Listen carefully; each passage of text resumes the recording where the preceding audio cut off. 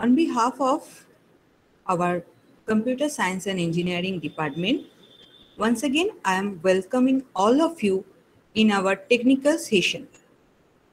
We are going to start with quantum computing track, and we have Professor Indranil Sengupta as our first speaker.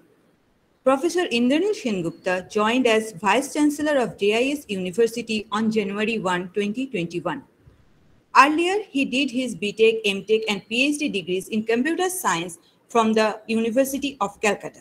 He joined Indian Institute of Technology, Kharagpur, as a faculty member in the Department of CSE in the year 1988 and has been actively involved in teaching and research for the last 32 years. He had earlier worked as the heads of the Department of Computer Science and Engineering and School of Information Technology, and also as Managing Director of Science and Technology Entrepreneurship Park at IIT Kharagpur. He also worked as the Associate Head of the Computer and Informatics Center, where he was responsible for the planning, designing, and implementation of one of the largest network infrastructures in Asia. He has guided 23 PhD students and have published more than 200 papers in peer-reviewed journals and conference proceedings. His research interests include reversible and quantum computing, information security, VLSI design and test with emphasis on emerging technologies and information security. He is a senior member of IEEE. Title of his today's talk is Introduction to Reversible and Quantum Computing. Sir, please.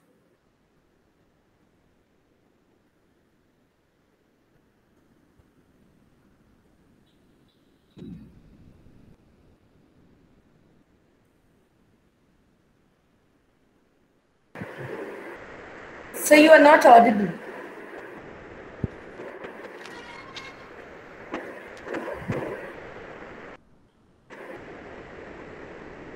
Not audible, sir, yet. No.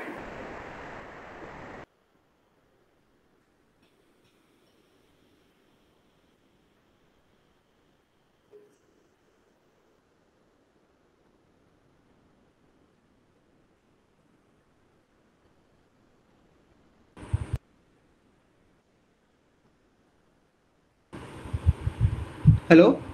Yes, sir. Now you are Okay. audible. Okay. Thank you so much. Let me share the screen first.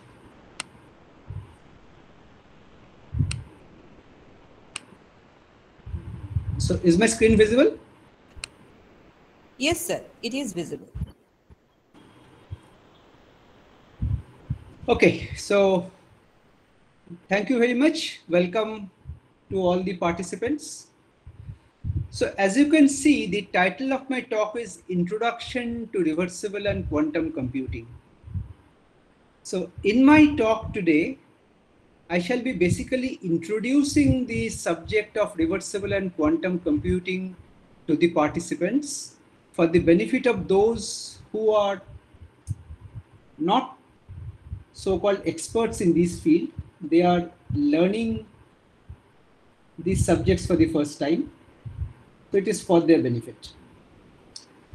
So the keywords are reversible and quantum computing. These are the two important things. Now, at the outset, let me tell you, there are other experts in the quantum computing track who will be taking forward the topics to a much higher levels. In fact, my next speaker, the speaker who will be following me is also here, Professor Shur Kole.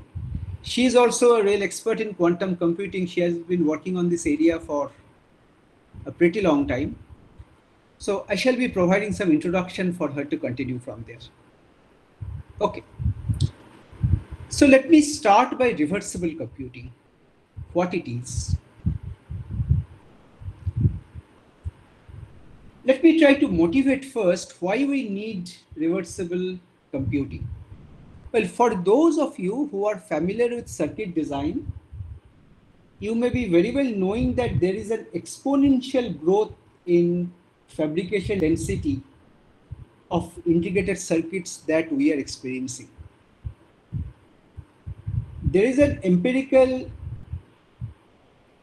formulation called Moore's law, which predicts that there will be an exponential increase in the number of transistors that you can pack inside a chip. So as of today, roughly every 18 months, the number of transistors are predicted to double.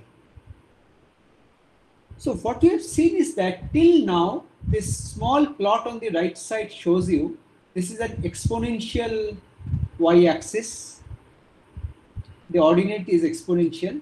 So this straight line kind of a behavior actually tells you that this is an exponential growth. So till now, we have been experiencing an exponential growth, thereby satisfying Moore's law. But there are problems that are being faced which may cause Moore's law to fail in the coming years. The main reasons are, firstly, transistors are becoming smaller and smaller. Transistors are becoming smaller and smaller. Thereby, you have a situation where transistors are already reaching near atomic scale. Beyond that, it will not be possible to make them smaller anymore. And as the number of transistors in a chip are increasing, one major problem is also increasing is the power dissipation issue. Power dissipation is actually killing the limit to which you can pack things inside a chip, or the clock frequency with which you can run a chip. That is why the third point, you will see that in a modern processor, the clock frequency is not increasing any further. They are more or less now stagnant to a few gigahertz. Because as you increase clock frequency, power dissipation also increases, because power dissipation and frequency are directly correlated.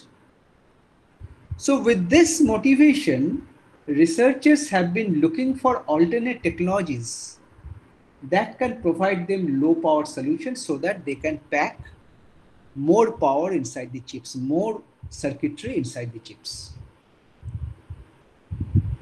At the same time, there are two very old laws, you can say, not new at all, very old.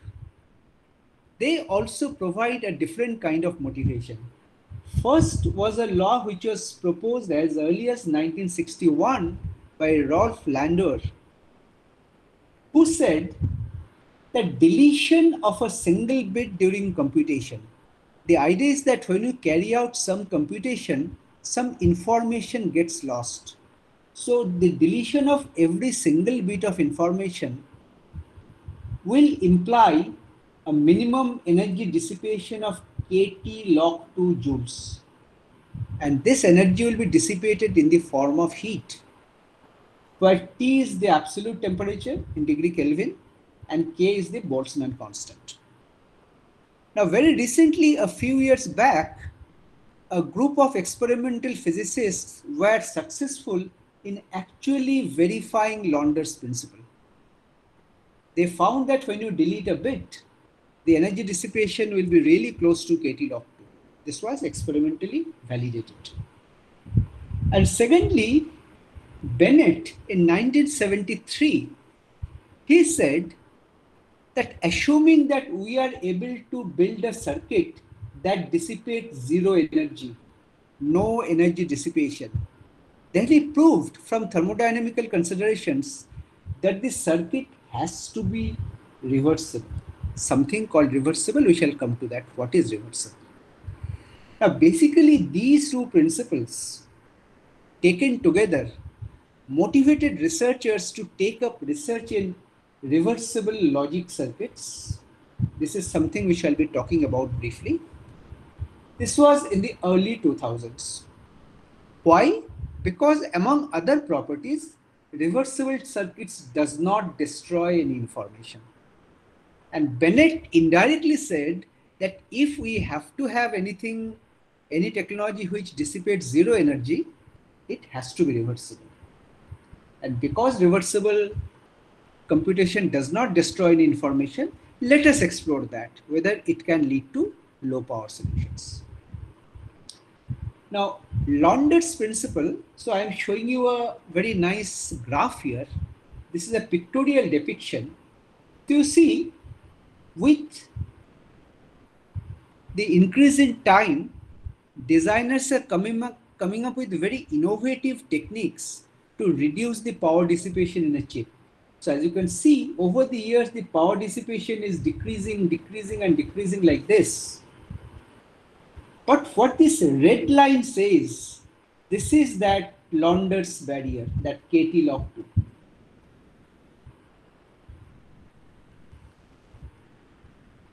So whatever you do, whatever technique you use to reduce the power, beyond a point, you can never reduce the power, because according to Londer's law, depending on the number of information bits you are erasing, this is the minimum energy that will be destroyed, that will be dissipated. You cannot have anything less than that. So this red line is the so-called Londer's barrier. Let us now come to reversible logic.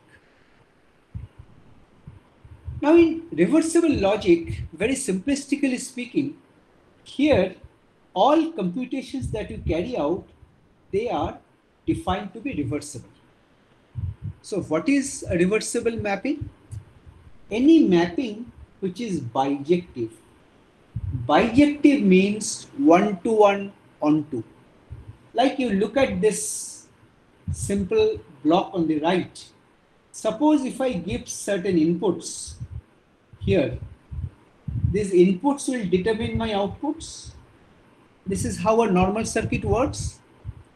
But now suppose I specify the output. Can you derive the inputs from there? If it is possible, then we say that the circuit is reversible. From the input, I can deduce the output. From the output, I can also deduce the input. So it is a both way 1-to-1 mapping. Such mappings are referred to as bijective mapping. Now for a reversible circuits, there are certain properties which must hold. First is that number of inputs and the number of outputs, they must be equal. So as this diagram on the right shows, there are 3 inputs and 3 outputs. This is one requirement for a circuit to be reversible. And unlike classical circuits, you cannot have any fan-outs or feedback connections. Now fan-out connection is illustrated here. This is a very commonly used technique. We take the output of a gate and feed it to multiple gates. That is fan-out, right? And feedback, from the output of a gate through some circuit, we bring it back to the input. See, even inside a flip-flop, if you look at the circuit which is there inside a flip-flop, there are feedback connections. So in reversible logic, you cannot have feedback connections because it will destroy the bijective property. So this also implies that using reversible logic, you cannot implement any sequential logic circuits. You can only implement combinational circuits, combinational logic. Okay. Now let's take a couple of examples. See, I am showing a truth table on the left, this one. There are 8 input combinations, 3 inputs. There are 8 outputs. You see, when I apply 0, 0, 0, the output is 0. Similarly for the others. So if you represent these 3-bit binary combinations in decimal, you see the first one maps a value 0 to 0, because 0, 0, 0 means 0. The second one, 0, 0, 1 is 1. It maps 1 to 1. Second one maps 2 to 2. This one maps 3 to 3, and so on, like this. So on. This one similarly 4 is mapped to 4. 5 is mapped to 5. 6 is mapped to 7. You see, 110 is mapped to 111, and 7 is mapped to 6. So you see, this kind of a mapping can be defined as some kind of a permutation. this input 0 to 7 is mapped to some permutation of these inputs. And when you go back, it is possible to create a reverse permutation.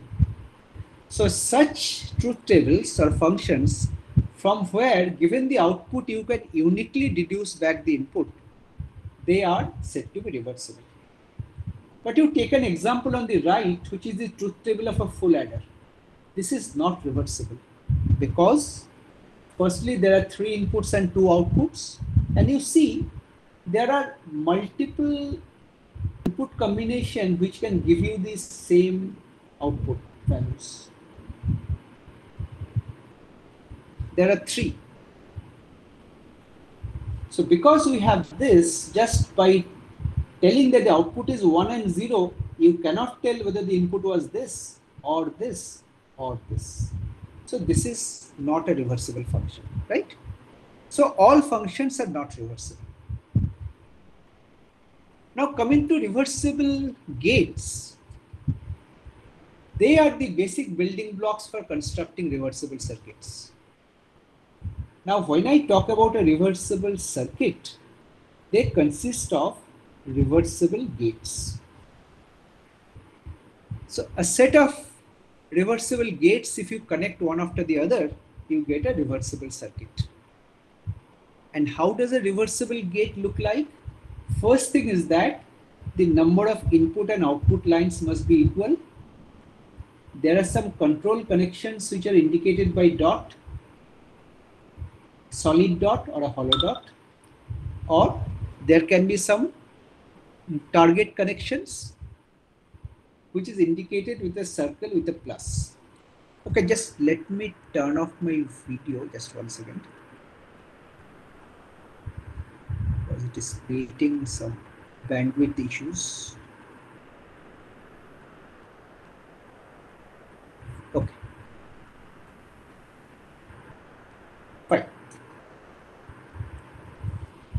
So let us take some examples here. This is the example of a reversible gate, where you see there are solid dots and there is also a hollow dot, and there is another example. There are 2 such examples. See, for the first one, what is the meaning of the solid dot? It means if A is equal to 1 and also B is equal to 1, then C is flipped. Flip means C is inverted. C bar will be reverse of C. So how do we expect in logic terms? You can write C dash, the output, equal to AB exclusive or C. So if both A and B are 1, this A and B will be 1, and 1 exclusive or C will mean complement of C bar. Okay. So hollow dot is similar. The concept is here, when the inputs are 0, 0, it will be activated. That means when A is 0 and B is 0, only then C will get inverted. So here you can write C bar as A bar, B bar, exclusive or C. Okay. So depending on these are called control connections. These are control connections. Depending on the control inputs, this A and B, the target might either go unchanged or it might get inverted. This is what a basic reversible gate functions like. So let us see what are the different kinds of reversible gates, some of them at least, which researchers have talked about. See, the simplest reversible gate is the NOT gate. Because as you know, whatever you apply in the input, you get the complement in the output, A bar. And given A bar, you can deduce A. So it is reversible. Controlled NOT. Controlled NOT is a reversible gate with a single control connection and of course a target. So here, this A dash, this output is nothing but A. This input A goes unchanged, and this B dash will be A exclusive or B. This is how it is looking like. Similarly, the other gate that I talked about in the previous slide. So this A dash will be A, B dash will be B, and C dash will be AB exclusive of C. Now it has been proved that this Toffoli gate, this kind of a gate, is functionally complete, which means if you are given only this kind of a gate, you can build any function. You can construct the reversible circuit to implement any function. Okay.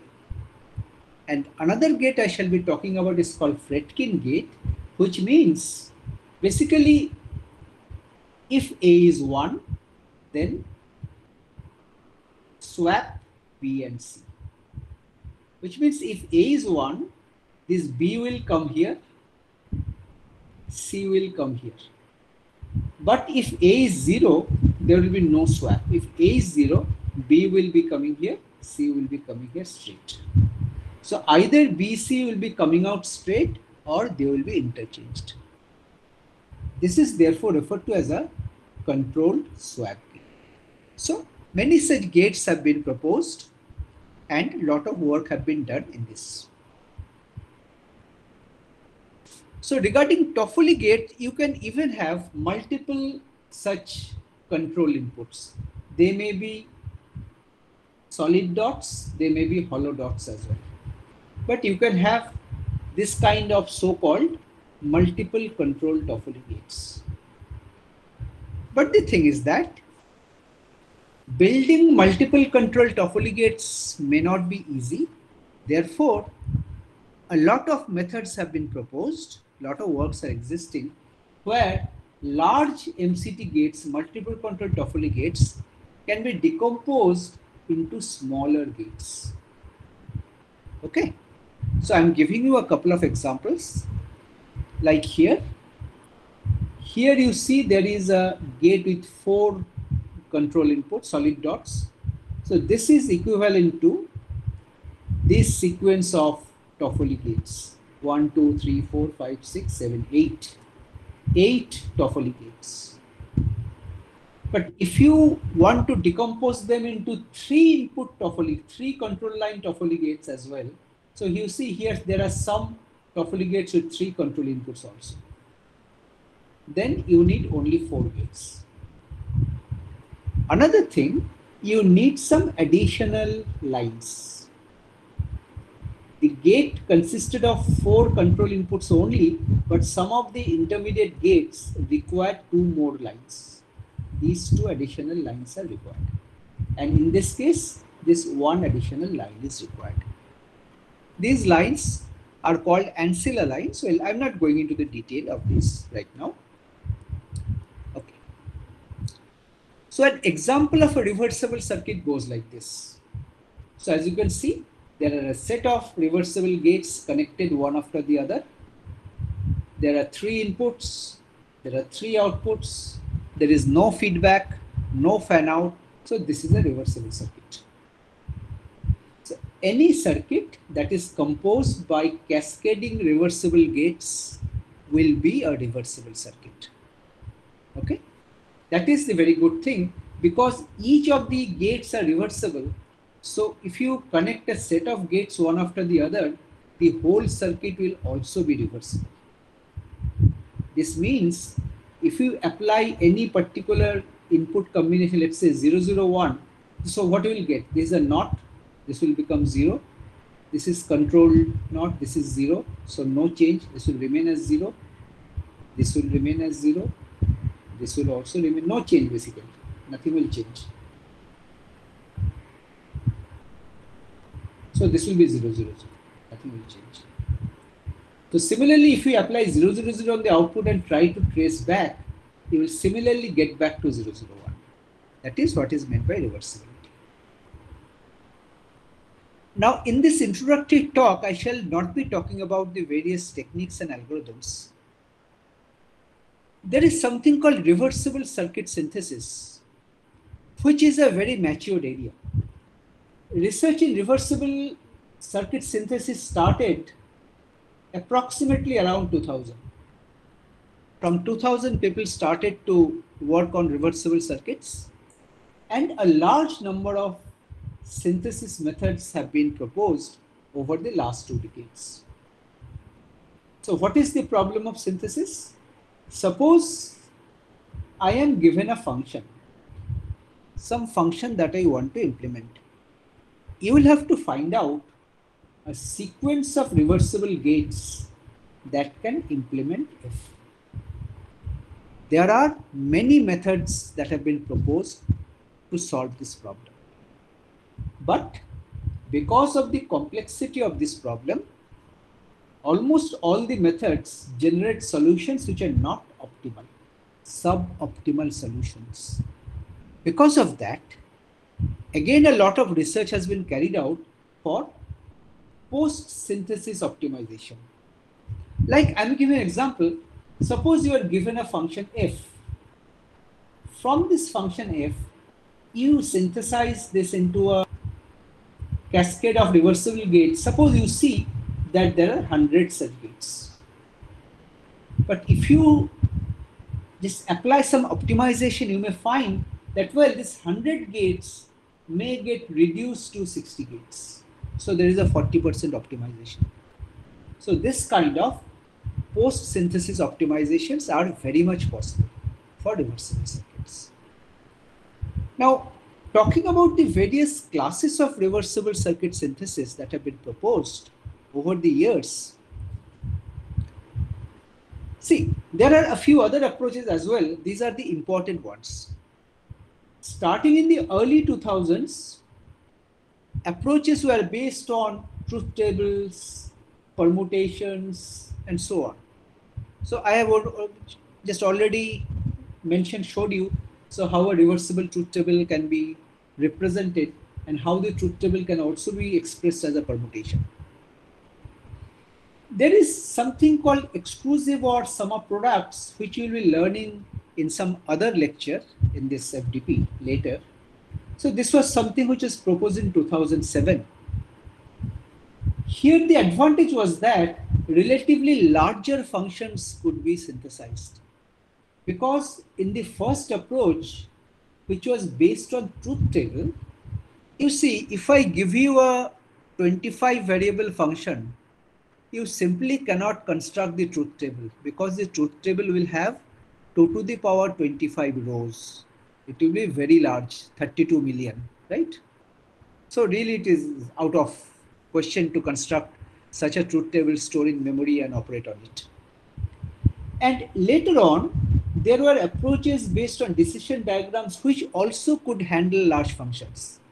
There were methods based on binary decision diagrams and a new data structure called quantum multivalue decision diagrams.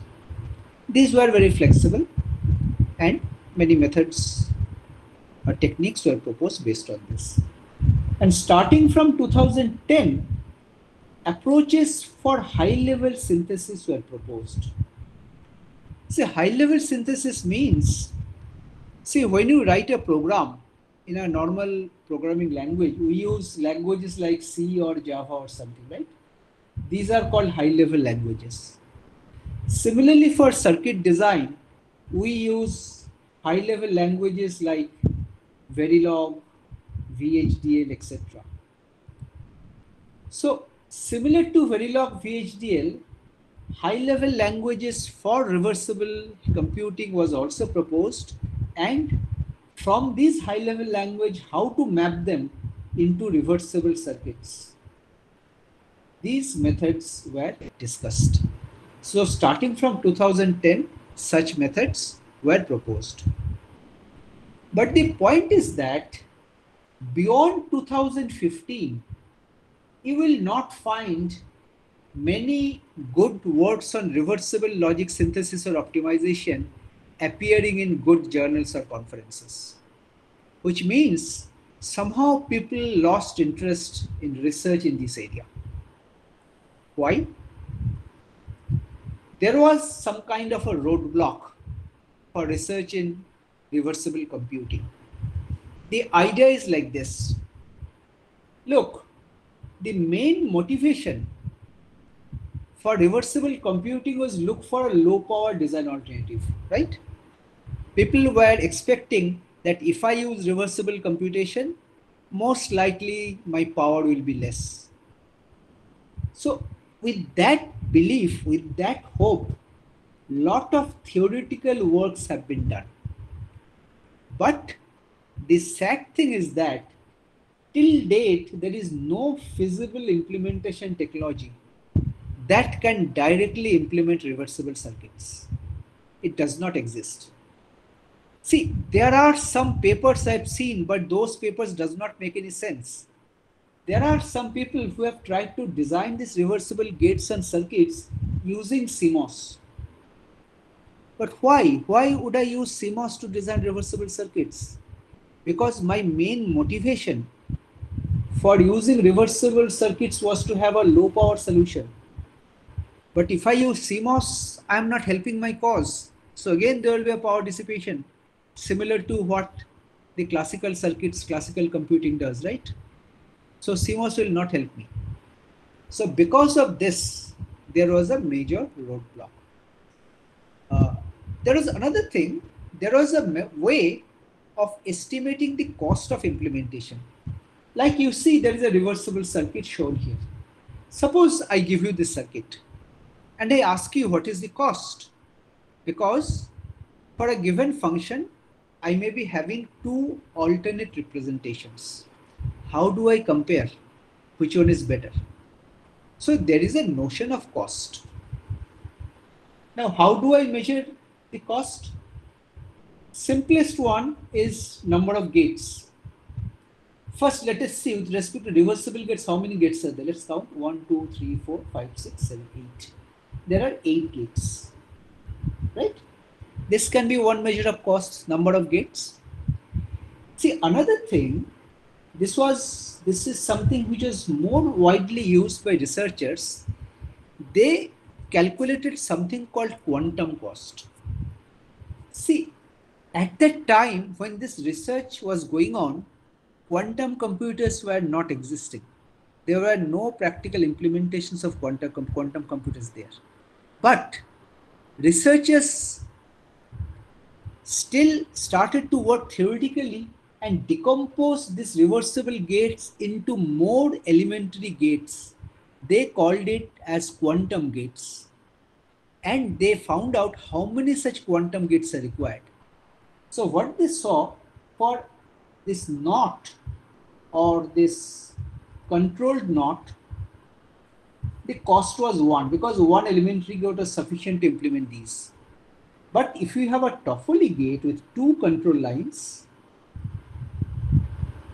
something like this, the cost was 5, because you needed 5 elementary gates to realize this Toffoli gate. So given this circuit, if you want to just count the quantum cost, it will be just count 1, 1, 1, 1 again. For this it will be 5, this is a Toffoli gate, again 5, again 1, 1. So 1, 2, 3, 4, 14, 15, 16. 16 will be the total quantum cost here, right? This was the idea. So this is how researchers used to calculate the cost, quantum cost. Now another thing was depth of the circuit. How many levels of the circuit are there? Well, if you count 1, 2, 3, 4, 5, 6, 7, 8, you may say that there are 8 levels. But I may argue that you see these 2 NOT gates, because they are independent, working on different inputs, I can put them in the same time step. Similarly, this NOT gate and this CNOT gate, I can put them in the same time step. They can work in parallel. So 1, 2, 3, 4, 5, 6. I say my depth is 6. So I can compute this computation in 6 time steps. And there was another important thing which becomes more important in the context of quantum computing, is the width of the circuit. That means how many lines are there. There are 3 lines, 3 inputs and 3 outputs. So there are various ways to estimate or compute the cost. Okay, this is how things were carried out. Now, as I said, lot of research on reversible logic was carried out, and these are two very important repositories that were created. There are others as well. I am only mentioning two, which were actually created and are maintained by University of Bremen in Germany. First is called RevLib, where a large number of circuits and their equivalent reversible realizations, they are stored. You can see when you do some research, you will have to compare your results with existing work. This website mentions the best known results. You can compare with those. And there are so many methods already proposed. RefKit contains the implementation of the best results, best known methods. So you can go to RefKit, you can download RefKit on your machine, you can run those commonly used or popular methods, and then compare the results with your own methods. So for researchers trying to do something on reversible logic or reversible circuits, these two websites can be very valuable. So I am just showing these screenshots of these two websites. This is how the first page of RevLib looks like. So you can see there are so many example circuits which are available. You can click on these, you can go to these, and you can have the description for all these circuits. So if you have a method you have proposed, you can run all these circuit specifications and see how your method fares as compared to existing ones. Similarly, RefKit website is this. So you see it gives you a link from where you can download RefKit. So you download RefKit on your machine and then you can play around with a lot of methods which are already proposed, right?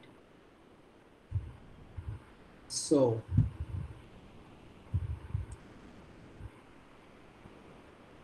then what is the future? So as I said, reversible computing was almost dying because people started research in reversible computing with lot of hope, with lot of optimism. See, the people who are good in developing algorithms, they develop lot of methods, lot of synthesis methods, lot of optimization methods. But unfortunately, they expected that the persons who know fabrication, the circuit designers, they will be able to come up with a technology that can directly support reversible computing. But unfortunately, that did not happen. That's why, as I said, after 2015, you will find very little research on reversible computing has taken place. Because researchers did not find enough motivation to continue with reversible computing. But recently, you have seen that quantum computing has come in a big way. Well, it is not that quantum computing was not known. It was known for many decades. Since the time of Einstein, this quantum mechanics and quantum mechanical principles were known. But quantum computers were not existing. Only recently, experimental physicists demonstrated that, well, these quantum operations can be carried out in the lab. And taking a cue out of that, large companies like IBM, Google, Microsoft, D-Wave, Honeywell, many companies are there all around the world. They have started to invest a lot of money on quantum computing because they can foresee that quantum computing is coming in a very big way in the future. So how is reversible computing related to quantum computing? See, I am trying to explain it very loosely. You see, talking about quantum computing, the first thing is that it is very complex. The kind of gate operations like reversible gates, I could explain by drawing a diagram like this and you could understand. Like this is a Toffoli gate, how it works. But in quantum computing also, there is something called quantum gates. But the operation of these quantum gates are not so easy to explain. You need a lot of mathematics to understand what they are doing. Okay? So, from a function, given a function, mapping them to a quantum circuit is not at all an easy problem. Okay? So, what the researchers, most of them have opted for, because already reversible synthesis methods are existing, they have opted for some kind of a two-step process. First, they are synthesizing a reversible circuit. And secondly, every reversible gate in that reversible circuit, you map to equivalent sequence of quantum gates. This step, fortunately, is a relatively easy one. So you see, quantum computer has come. It is not easy to map a given function to quantum circuits, but if you follow an intermediate step, like given a function, you first generate a reversible circuit, then from there you come to quantum circuit. This is much simpler. And this approach may form the basis for quantum compilers for the commercial quantum computers when they come. See, today there are small scale quantum computers which have been built. They are still not commercially available in that sense. They are small experimental computers which are used for research purposes mostly today. Okay. So with this, I finish the first phase of my talk, reversible computing. So let me now go to quantum computing. So before I just even try to talk about quantum computing, what it is, so let me start with a disclaimer. So I am sure almost all of you have heard of the famous scientist and physicist Richard Feynman. He was one of the pioneers of quantum mechanics. But yet he wrote this. Just I am taking 1 minute to read it. No, you are not going to be able to understand it. You see, my physics students don't understand it either. That is because I don't understand it. This is what Feynman is saying. Nobody does. The theory of quantum electrodynamics describes nature as absurd from the point of view of common sense, which means from the common sense you cannot explain what you are saying. But you carry out some physics experiments and you see that whatever you are proposing is tallying with the experiments. It agrees with experiment. So I hope that you can accept nature as she is absurd. So this simply tells you that even if you do not understand many things about quantum computing, don't be disappointed. I also am a learner. I only understand about 10% of quantum computing. Remaining 90% I am still learning. Okay.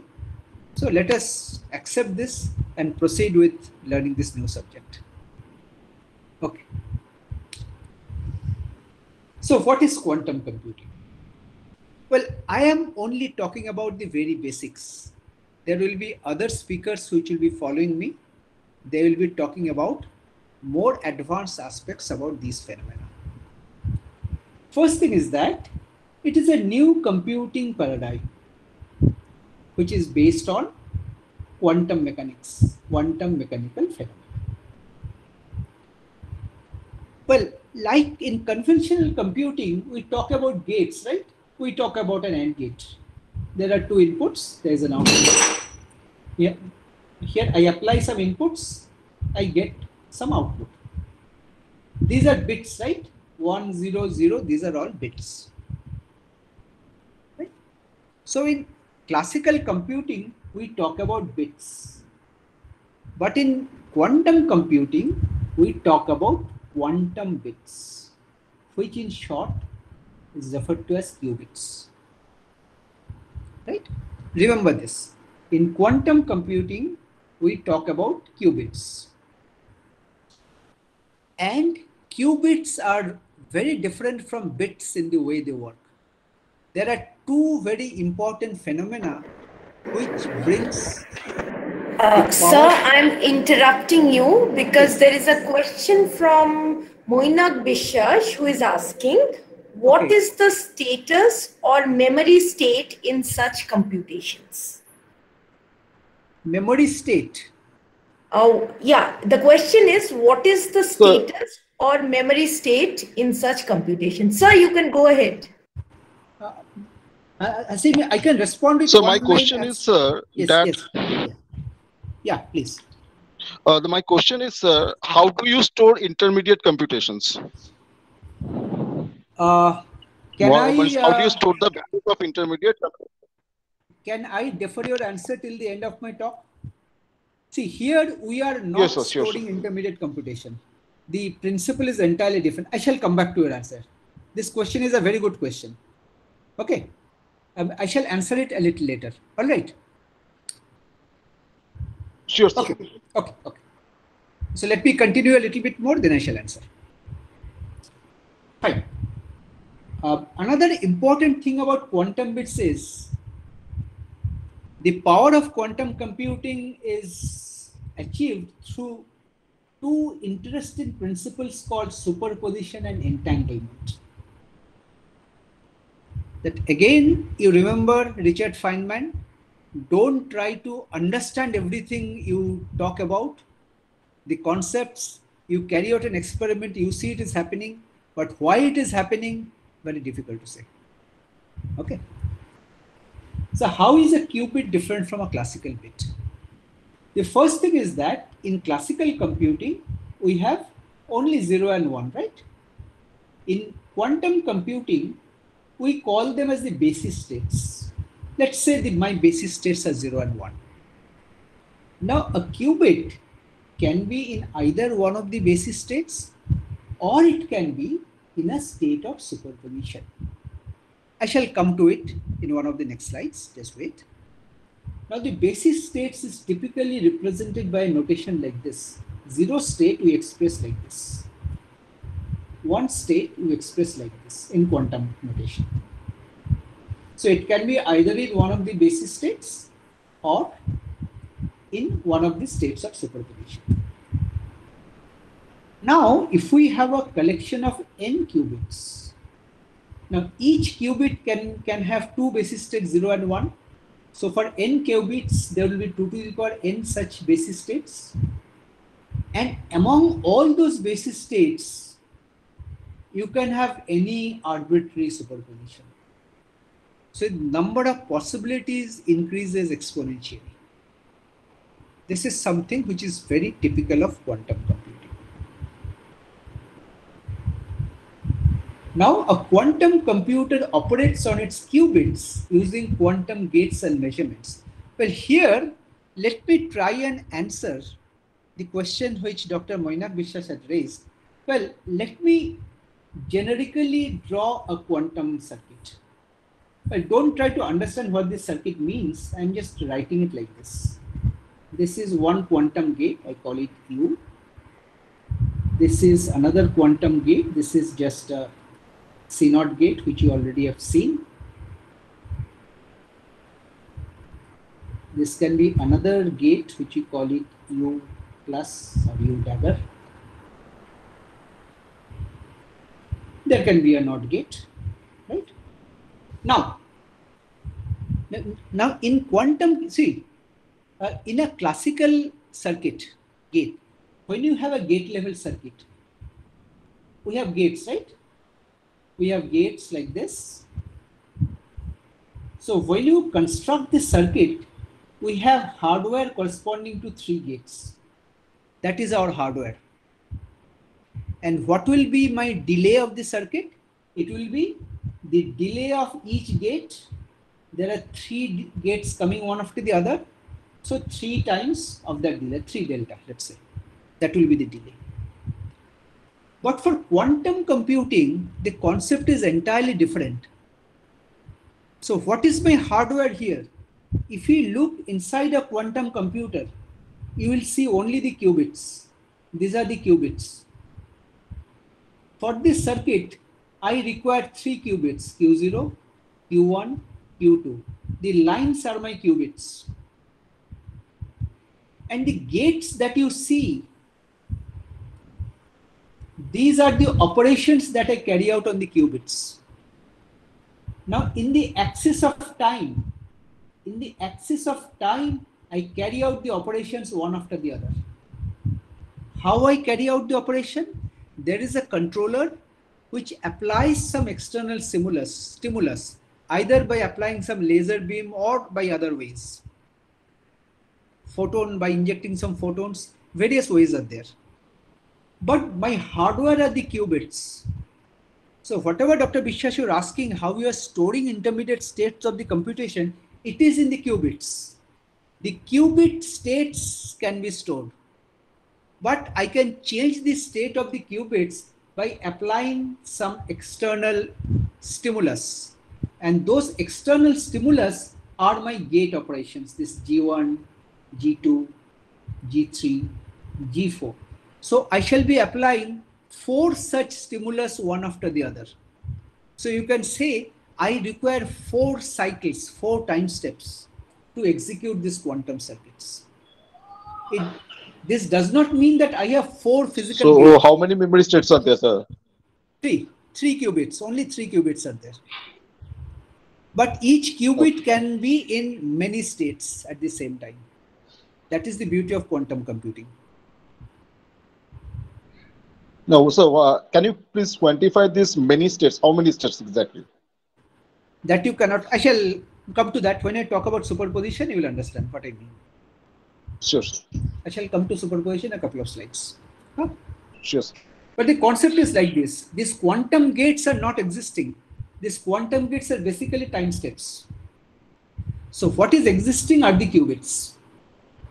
The hardware, the chip that they build, quantum computer, there they fabricate the qubits. That is the hardware. And the state of the qubits they manipulate by applying some external stimulus.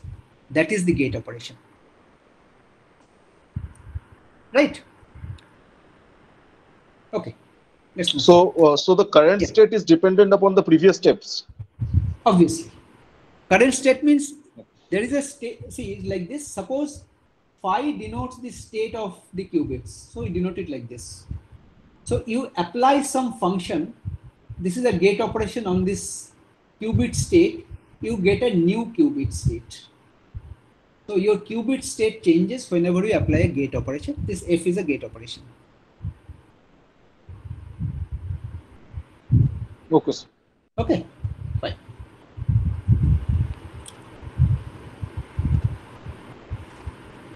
So when you talk about an algorithm, a quantum algorithm is nothing but a fixed sequence of elementary quantum gate operations. So initially we start with some initial values of the qubits, and as I said, we apply this quantum gate operation, the state of the qubits get changed. Typically at the end, we carry out a measurement. Well, this again I shall be explaining a little later. Measurement again is a very peculiar thing here. For classical computing, I can carry out measurement as many times I need. I can see what the output is, 0 or 1. Well, if I measure, the output does not change, right? But in quantum computing, every time you measure, the state of the qubit collapses. It changes. Okay, this I shall be explaining very shortly. So it collapses into one of the basis states with some probability. I shall explain this.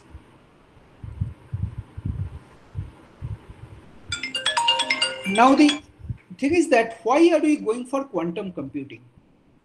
So in quantum computing, Well, it is not that everything we can do faster. No, never. There are only certain small set of algorithms which can be solved much more efficiently than classical computers. These are a few of the classical problems: order finding problem, hidden subgroup, simulating spins. This Shor's factorization is one of the most famous. Why? For those of you who are a little familiar with cryptography, you may be knowing that we have an algorithm called RSA. This is a public key cryptography algorithm which is very widely used in the internet. For distributing public keys and private keys, we use RSA.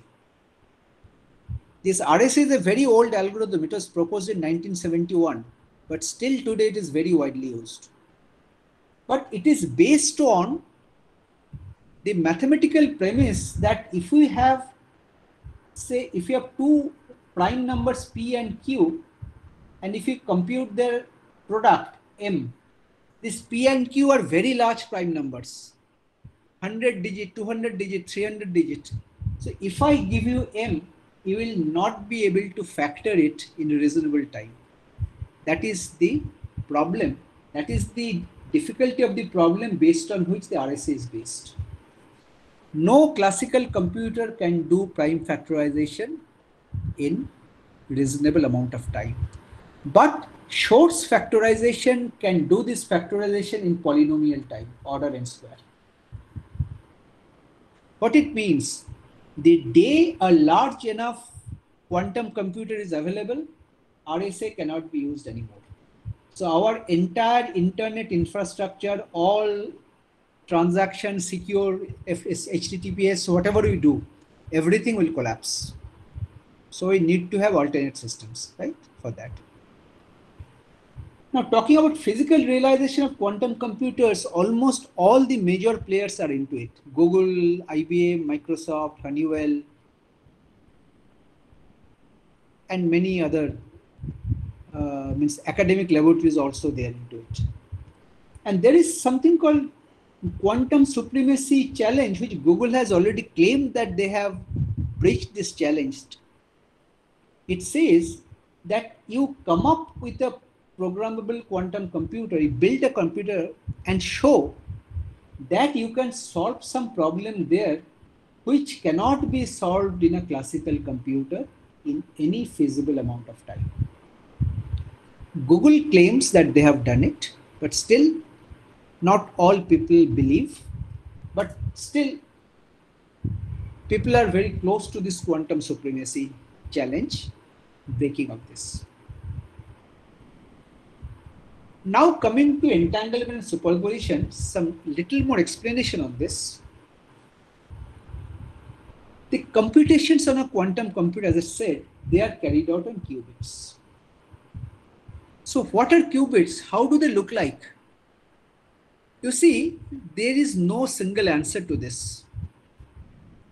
These qubits, how they are, what they are not the domain of computer scientists or electronic scientists. These are the domain of experimental physicists. They create these qubits in their laboratories and they carried out physics experiments to alter their states. There are many competing technologies which people have been using, like superconducting transmons, one of the most popular ones. Both IBM and Google are using this. Nuclear magnetic resonance, NMR, ion trap, quantum dots, photonics, many technologies are there. Now, depending on which technology you're using, how your qubit will look like physically, that will depend. Now, assuming that your quantum state is determined by electronic spin, so a spin up can be represented as a state 1, let's say, a spin down as a state 0. Let's say a collection of 4 such qubits. Spin down, up, up. They can be replaced by 0, 1, 0, 1.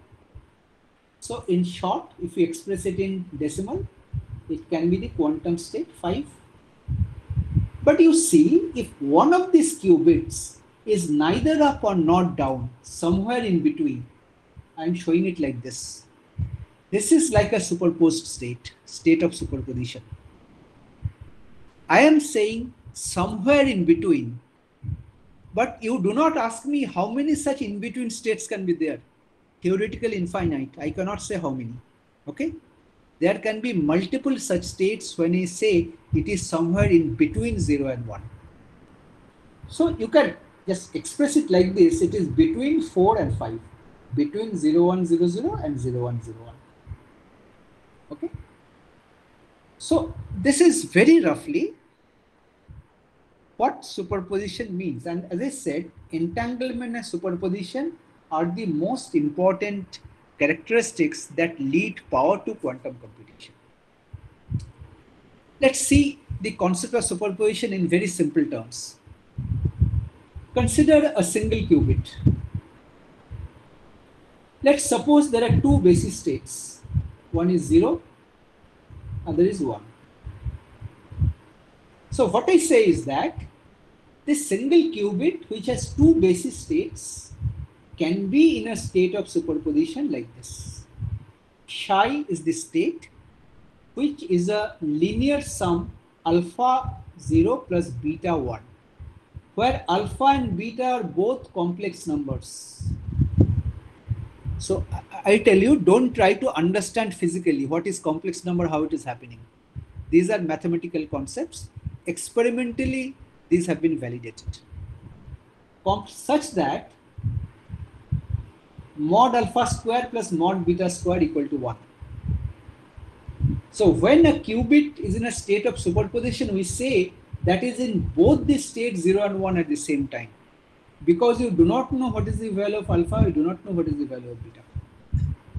So a qubit can be in multiple states at the same time. That is the very interesting and very confusing concept of quantum computing. So if there are multiple qubits, or let's say there is one qubit with multiple basis states, not 1, 0, 1, there can be 0, 1, n minus 1. There are n basis states. Then the state can be the superposition of all these basis states, where the amplitudes are alpha 0, alpha 1, alpha n minus 1. The condition is mod square summation of that will be 1. Mod summation of alpha I whole square will be 1. This is the condition. Now the value of alpha 1, alpha 0, alpha 1, alpha 2 can be arbitrary. But if they are equal, then we say it is a equally weighted. So here just one example is shown. Consider a 3 qubit register. For 3 qubit register, the basis states can go from 000 up to 111. There can be 8 such states. So I'm showing the basis states as 000, 001 up to 111. And to make them all equal, so each of alpha I is 1 by root 8. So you see, if you take this will be 1. There are 8 such terms. Take square and add them up, it will be 1. So you can represent the state like this. Now the interesting thing I told you, suppose you have a qubit in state of superposition. Now if you are trying to measure the state of a qubit, then everything goes to a toss. The state of a qubit collapses to one of its basis states. Like say, so I'm talking in general, suppose there were n basis states. The state of the qubit was this, psi. And look at the diagram here. This was the state of the qubit, psi. And measurement is denoted like this. This is the symbol of measurement. So I create a measurement on this superposed qubit state. Now, as soon as I make a measurement, the output here will become one of the basis states. It will either be 0 or 1 or 2 and so on. So this will not be anymore, this will be a classical state, no more superposed state. So if you do a measurement, this state of superposition, whatever it was psi, it will get collapsed into a classical state. But what is the probability of that? It is very clear. It will be collapsing to state 0 with a probability of alpha 0 square. It will be collapsing at state 1 with probability alpha 1 square, state 2 with alpha 2 square, and so on. So this is the significance of the coefficients. So when you do a measurement, state will collapse to one of the states with some probability. See, everything seems so confusing, but yet with this confusing concept, very fantastic quantum algorithms have been built. So we'll be learning about this in the later lectures. So I'm showing you one complete quantum circuit that includes measurements. Let's see this.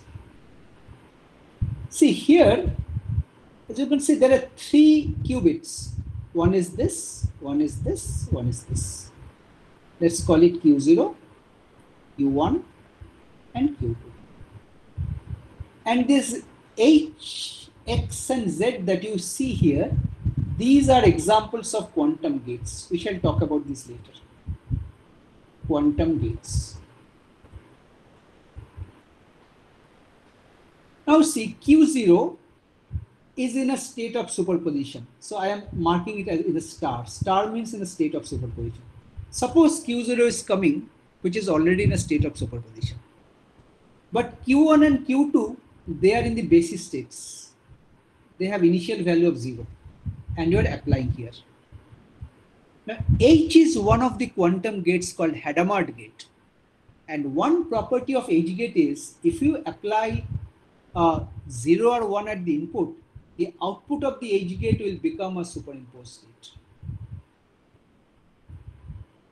Now, whenever you apply a C0 operation with a superposition state in the control, then the target will become, I am showing it like this.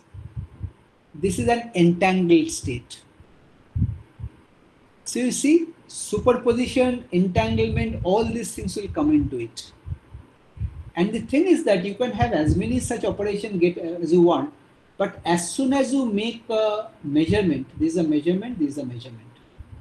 So whatever superposition or entangled state the qubit was in, as soon as you make a measurement, this double line which is shown, double line is nothing but, these are classical states. So if it is 2 states, 2 basis states, it will be either 0 or 1. Okay, so these are no longer in the superposition states after measurement. That is the idea. So details of this you will be learning in the other lectures. Now, concept of entanglement is means even more difficult to follow. I have just showed you an example here that the C0 gate with a superposition state in the control generates an entangled state in the target. Now, entanglement basically it concerns 2 or more qubits. It is the ability of a quantum system to exhibit correlation. The idea is that, let's say if you have 2 qubits, both are in a state of superposition, let's say, then it is possible to entangle the 2 qubits. Now, once you entangle the 2 qubits, suppose there are 2 entangled qubits, I'm showing it like this. So if you make a measurement here, the outcome of the measurement here will depend on what state the other qubit is in. These are entangled states. The funny thing is that this is irrespective of the distance between them.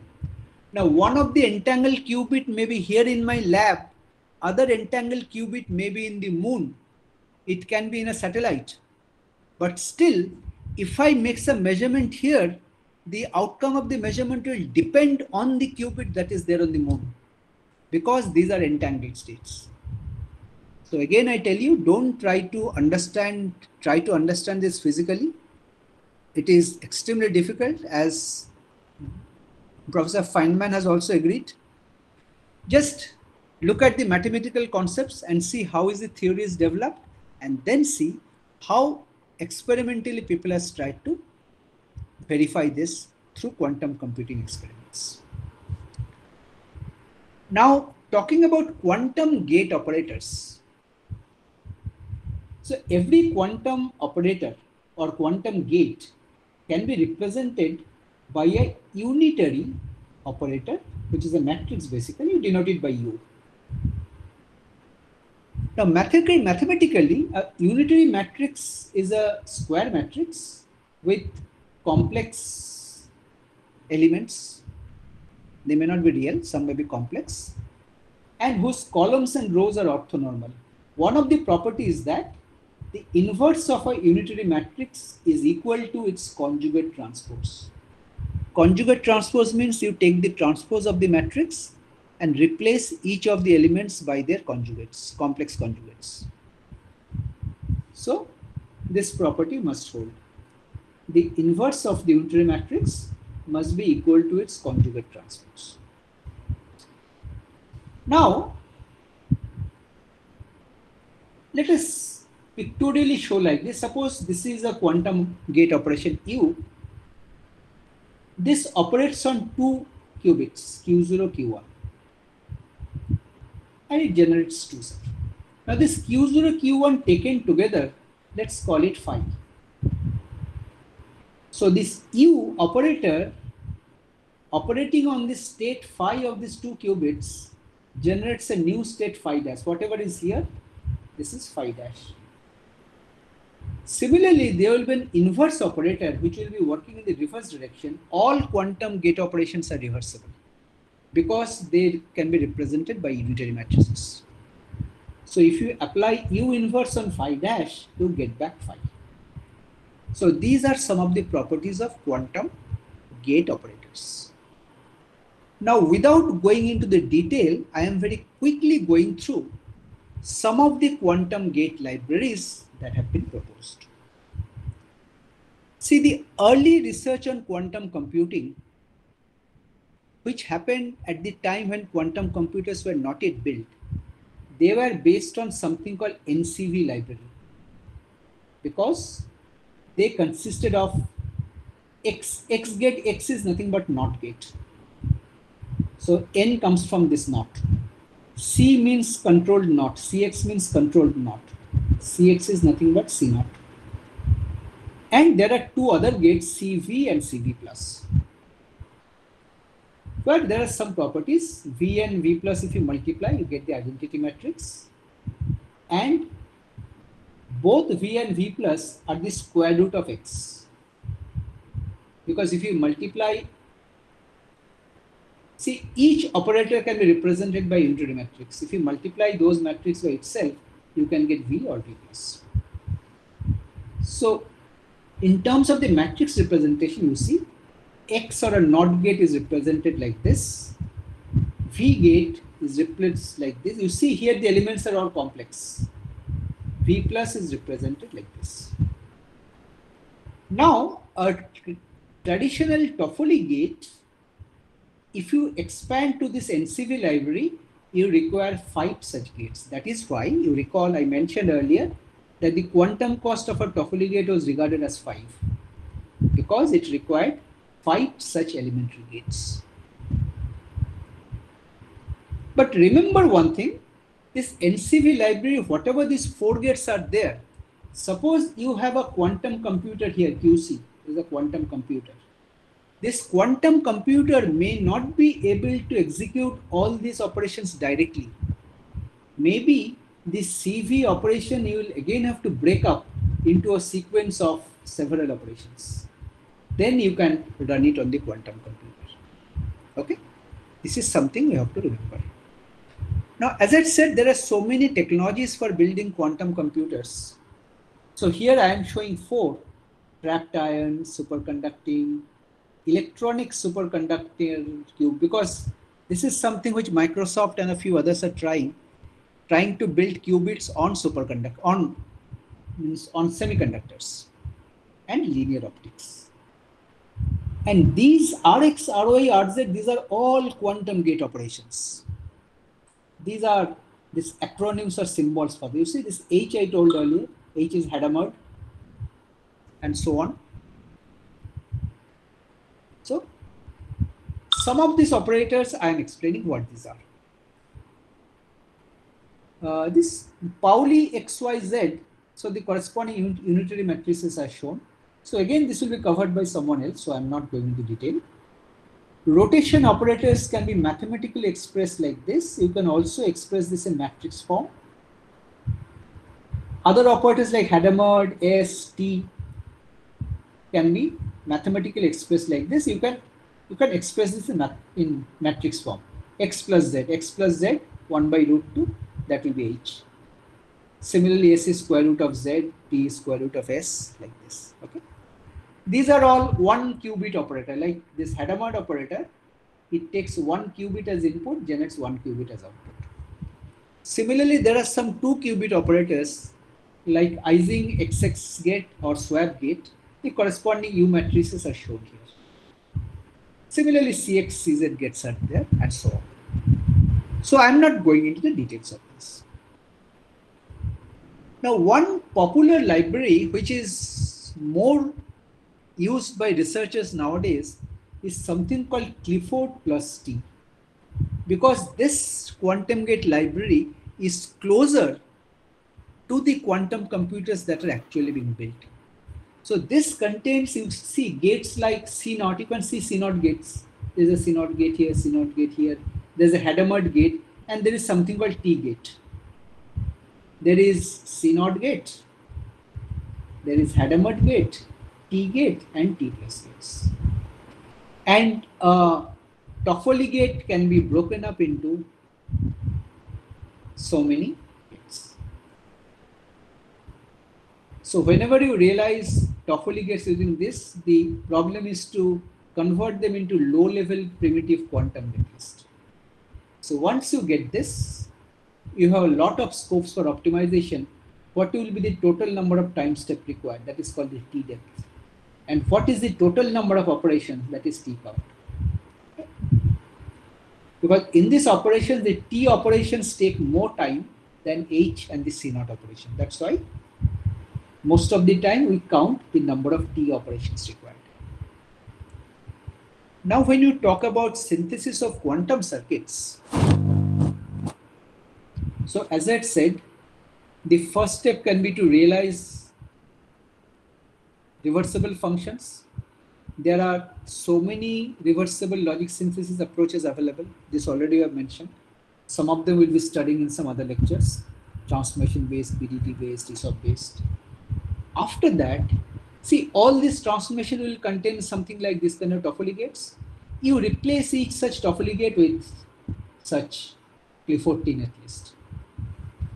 And after you get, finally, there will be scope for optimization. You can carry out optimizations.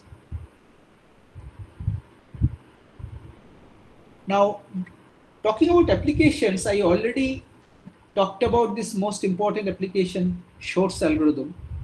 There are other algorithms which are equally important: Grover's search algorithm, quantum annealing, solving linear equation, many others.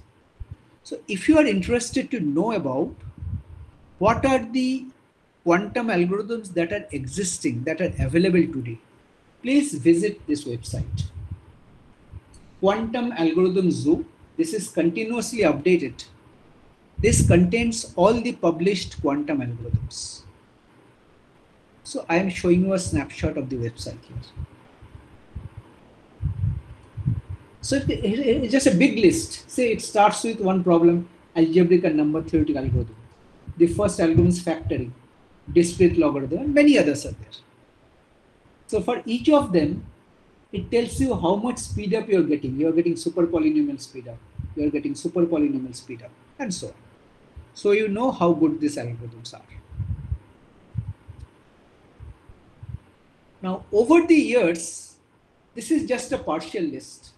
People have been trying to build these qubits and try to operate on them in a reliable way over the years. And here you can see something like state of the art. See, in 2019, a 53 qubit machine was built by IBM. 2018, 72 qubit by Google. Intel built a 49 qubit in 2018 again. And this DOF, don't be confused by this number, because whatever DOF has built, this is not exactly a quantum computer in the truest sense. They have built a machine based on a concept called quantum annealing. So it is a little different. They say it is a quantum computer, but in the strictest sense, it is something a little different. So these are all the efforts. You see, these are two examples. This is the machine from Google with Sundar Pichai standing here. And this is the machine from IBM, the latest one, 53 qubits, as you can see. And as I said, the various technologies which are being tried out, superconducting transmon, trapped ion, nuclear magnetic resonance, photonics, several others. Now let me tell you, in India, there is a initiative by Department of Science and Technology, and there is a project called QUUST. So I don't remember the full form. The basic idea is to build indigenous quantum computers. So many institutions all around the country are already working on this. They are working on superconducting technology, nuclear magnetic resonance. Now in Kolkata, there is a group working on trapped ion, and so on. Okay. So in India also, there is a lot of effort going on. So to summarize, lot of research has been carried out in areas related to synthesis and optimization of reversible circuits. But as I said, implementation technology is still far from reality. So reversible logic research has got a new life from quantum computing angle. So, and hence reversible coupled with quantum has become a very promising area of future research. But there are major challenges still remaining. How to create large number of stable qubits, and there is a big problem. The qubit state tends to get corrupted due to environment noise. How to protect it? So with this, I come to the end of my talk. This is our university, JIS University, and let me tell you one thing. There is a project under that Indian initiative I told you.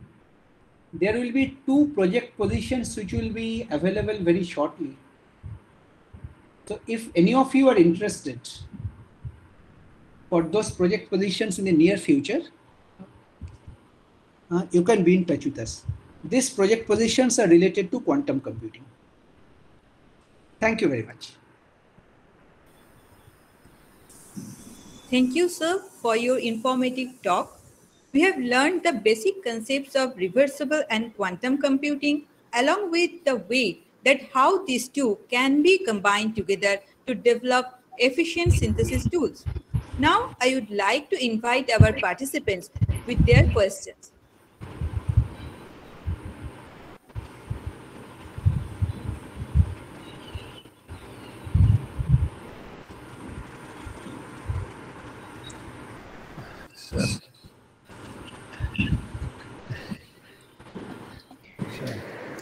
So may I put one question as a layman in this area? No, please.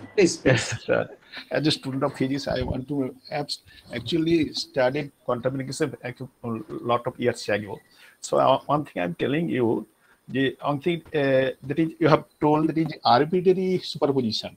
Actually, quantum mechanics it is probability statistics is followed the probability statistics, you know. So it is always arbitrary superposition. So why it is arbitrary if you mention it, one thing. And the another thing is that you have difference in the bracket notation just to justify just to represent the state, you know. Yes. So it is only, is there any difference between these to define the state in classical or the quantum, not just to, is there any other difference between these? No. Just in quantum domain, just to indicate, we use the bracket notation. Okay, bracket notation. That I know. Last one, sir, I'm asking one thing, you said. There is a alpha 1, alpha n square plus 1. It is mathematically formulation. Whether it is experimentally proved or not.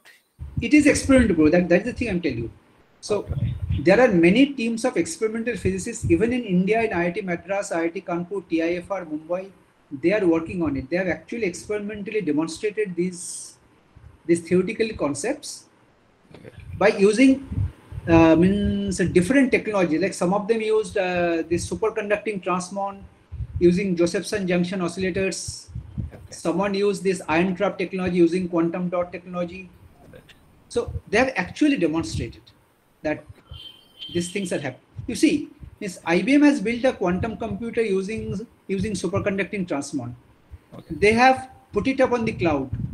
It means even users like me and you can write small quantum circuits, upload them on the machine and run it there. So since you are able to run, it means it is working. The things work. Thank you, sir. There are some edge gates. You can actually implement edge gates and see what the output is coming. Do a measurement and see what is happening. So actually, you can do the experiments yourself.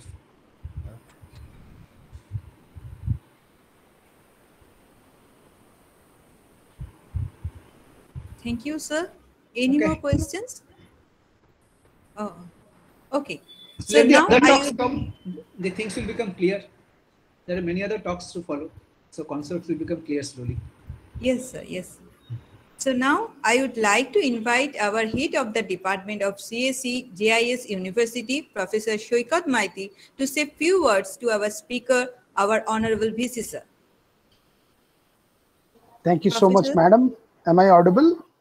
Yes, sir. You are audible. Yeah. Thank you so much, sir, for giving us a wonderful topic and giving us a wonderful enlightened us a very beautiful topic, and it's a very emerging area.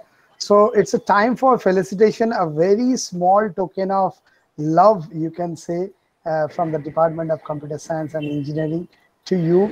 Sir, please accept this one.